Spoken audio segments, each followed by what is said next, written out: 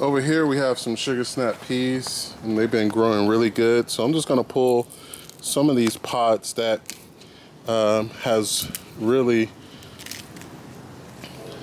some good sugar snap peas within them.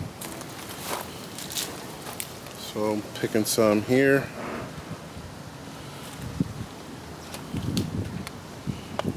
So these are just really nice. And they're really easy to grab. Just come out here. You can even eat them fresh directly off of the vine. So you can just come out here and grab a few. Sometimes I can't help it when I'm just checking on the weeds that are growing. I end up just grabbing a couple and eating them. And they are literally sweet sometimes. So one thing I normally do too, while I'm just doing this maintenance, is I like to make sure that I'm guiding the different vines up the trellis so that they have a good place to hold on to. But you want to be very careful because they are very ginger, they break easy. So you want to do this more frequent. Also, they'll grab on to each other. And you can see that as well.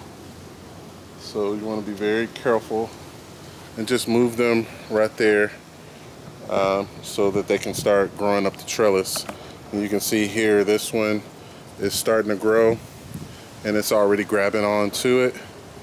So that's the sugar snap peas. Grab one more.